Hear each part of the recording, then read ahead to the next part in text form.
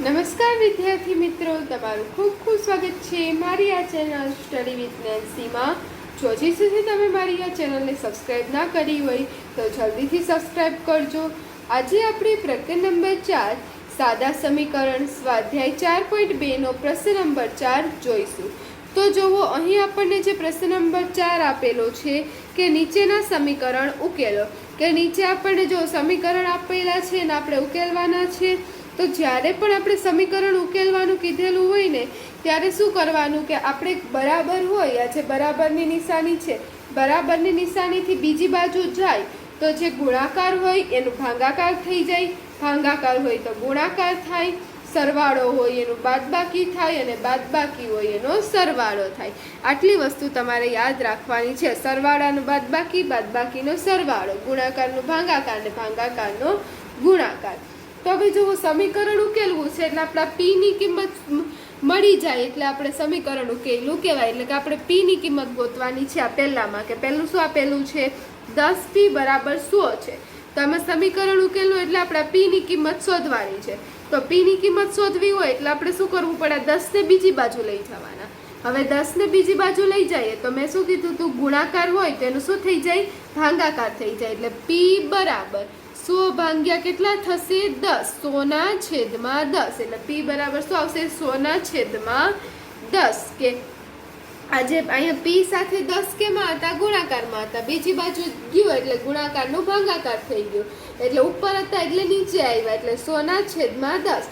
હવે અહીંયા તમે જોશો આ 0 કટ થઈ જશે. એટલે પી બરાબર શું મળશે? 10 ના છેદમાં 1. હવે આ જે 10 ના છેદમાં 1 છે એના તમે ખાલી 10 પણ લખી શકો. એટલે પી બરાબર 10 છેદમાં 1 છે તો એનું કંઈ મૂલ્ય ના હોય. એટલે આપણે 10 ભાગ્યા 1 તો 10 ને આપણે એક સાથે ભાગાકાર કરીએ કેટલા મળે? જવાબ 10 જ મળે. એટલે આપણને પી ની કિંમત કેટલી મળશે? 10 મળશે. હવે એવી જ રીતે આપણે બીજાની કિંમત શોધવાની છે. જો બી આપેલું છે કે 10p વત્તા 10 બરાબર 100. તો અહીંયા આપણે તમે જોશો કે ગુણાકાર પણ છે 10p એટલે p સાથે ગુણાકારમાં છે 10 વત્તા 10 એટલે અહીંયા સરવાળો પણ છે. તો પહેલા શું કરવાનું કે સરવાળા વાળું પદ છે એને આપણે બીજી બાજુ લઈ જશું. એટલે શું થઈ જશે? બાદબાકી. એટલે શું થશે કે 10p બરાબર, હવે અહીંયા 10p કેમ લખ્યા? કેમ કે આ 10 ને તો ક્યાં આપણે બીજી બાજુ લઈ ગયા. એટલે 100 ઓછા 10.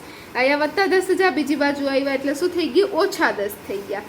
એટલે હવે જોવો માટે 10p બરાબર, હવે 100 માંથી 10 જાય એટલે કેટલા વધે? 90 વધે.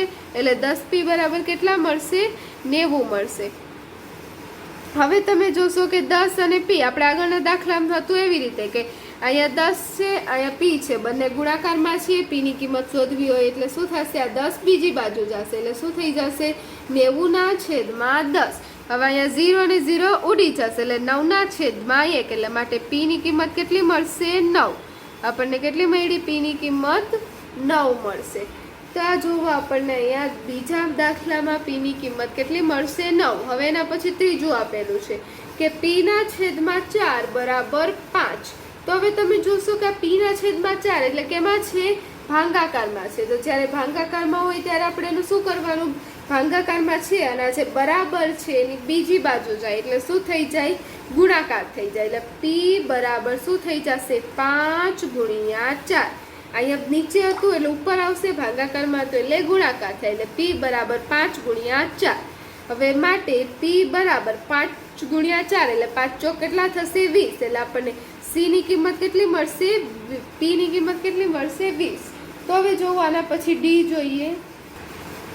તો જોવો અહીં આપણને ડી આપેલું છે કે -p ના છેદમાં 3 બરાબર 5. તો આમાં પણ એવી જ રીતે કરવાનું છે કે આ જે છેદમાં કેટલા છે? 3 છે એટલે ભાગાકારમાં છે. બીજી બાજુ જાય એટલે શું થઈ જાય? ગુણાકાર થઈ જાય. એટલે -p બરાબર શું થશે? 5 ગુણ્યા 3. માટે -p બરાબર કેટલા થશે? 5 તેરીને 15. એટલે -p. હવે જો -p બરાબર 15 થયા અને તમે આમ પણ લખી શકો. આ માઇનસ નિશાને બીજી બાજુ લઈ જાઓ તો પણ ચાલે. કેમ કે આપણે આ p આ તમારે ધનમાં જ આવવું જોઈએ. અહીંયા ખાલી p જ આવવાનું, અહીંયા ખાલી ચલ જ રહેવું જોઈએ બીજી બાજુ. એટલે આ માઇનસની નિશાને બીજી બાજુ પણ તમે લખી શકો છો. આ બાજુ લખો તો પણ ચાલે, આ બાજુ લખો તો પણ ચાલે. એટલે પી બરાબર કેટલા થશે? -15. તો જો આપણે ડી નો જવાબ આવ્યો. પછી એના પર ઈ આપેલું છે. તો જુઓ ઈ શું આપેલું છે કે 3p ના છેદમાં 4 બરાબર 6. તો અહીંયા તમે જોશો 3p ના છેદમાં 4 બરાબર 6 આપેલું છે. તો પહેલા છે આ ભાગાકારમાં છે અને બીજી બાજુ લઈ જાય એટલે શું થઈ જશે? ગુણાકાર. એટલે 3p બરાબર 6 ગુણ્યા 4 માટે 3p બરાબર કેટલા થશે? 6 ચોક 24. એટલે 3p ની કિંમત કેટલી મળી? 24. હવે આ p અને 3 કેવા છે? ગુણાકારમાં છે. p ને અલગ પાડવું છે, કિંમત શોધવી છે. એટલે 3 ને બીજી બાજુ લઈ જશો. અહીં ગુણાકાર છે, બીજી બાજુ જશે એટલે ભાગાકાર થઈ જશે. માટે p બરાબર કેટલા મળશે? 24/3. તો 8 તેરી 24 થાય, 24 કટ થઈ જશે, 3 કટ થઈ જશે. એટલે p બરાબર કેટલા મળ્યા? 8. તો આ જોવો આપણા જવાબ આવ્યો. p ની કિંમત કેટલી મળશે? 8. હવે જોવો એના પછી f જોઈએ. તો જોવો f આપેલું છે કે 3s બરાબર -9 છે. 3s બરાબર કેટલા આપણને આપેલા છે? -9. તો હવે તમે અહીંયા જોશો કે અહીંયા 3 અને s બંને વચ્ચે શું છે? ગુણાકાર છે. એટલે અહીંયા બીજી બાજુ જાય એટલે શું થઈ જાય? ભાગાકાર. એટલે s બરાબર -9 ના છેદમાં 3. હવે 3 તેરીને 9 એટલે 9 કટ થઈ જશે. અહીંયા 3 ને અહીંયા 3 કટ થઈ ગયા. માટે s બરાબર કેટલા મળશે? 3 મળશે. પણ કેવા? 3 -3. અહીં માઇનસની નિશાની છે એટલે s નો ઉકેલ આપણને શું મળશે? -3. તો હવે જો f નો જવાબ આવ્યો. તો હવે જો આપણે હવે g જોઈએ. તો જો g આપેલું છે કે 3s + 12 બરાબર 0. તો અહીંયા તમે જોશો 3s + 12 બરાબર આપણને 0 આપેલો છે. અહીંયા +12 છે. એને બીજી બાજુ લઈ જશો તો શું થઈ જશે? -12. એટલે 3s બરાબર શું થઈ જશે? 0 - 12.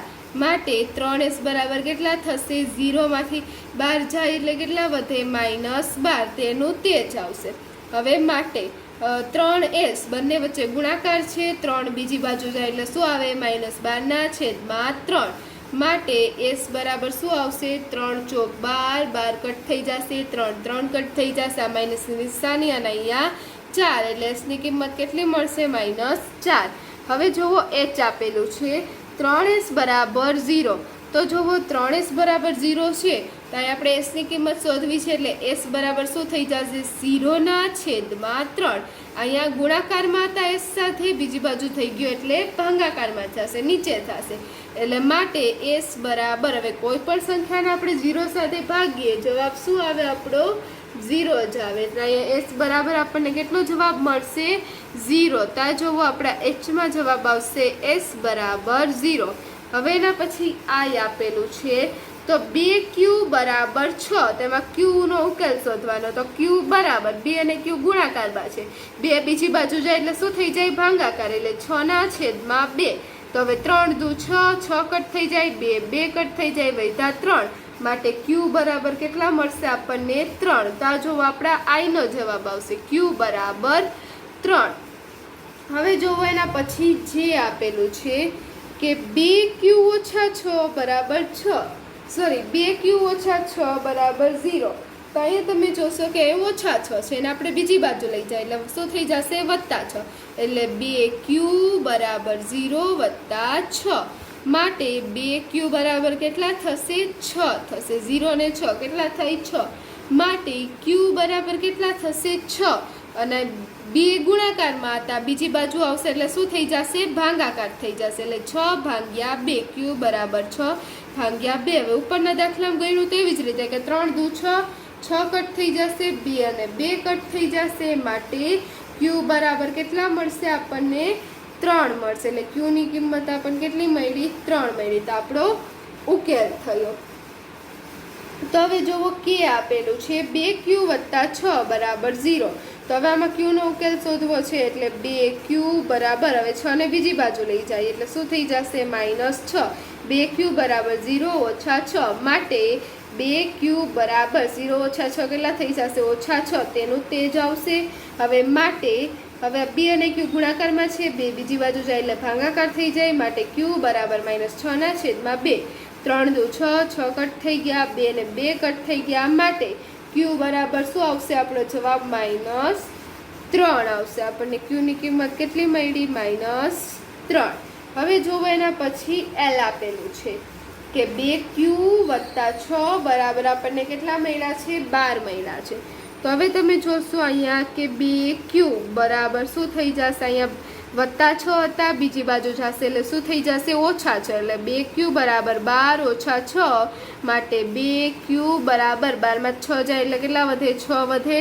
માટે q બરાબર 6 ના છેદમાં 2 માટે હવે 6 3 દુ ને 6 એટલે અહીં ઉપર કેટલા આવી થશે? 3 આવી જશે. આમ સાઈડમાં આપણે ભાંગા કર્યો તો એમ કરો તો પણ ચાલે. 3 દુ 6 અહીંયા 2 ને 2 કટ થઈ ગયા. સીધા તમને આવડી જાય સીધું પણ તમે લખી શકો q બરાબર 3 કેમ કે 3 દુ ને 6 થઈ જાય.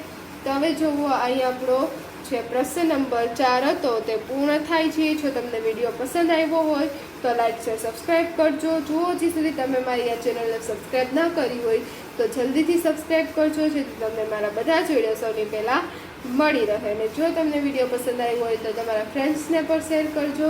Thanks for watching.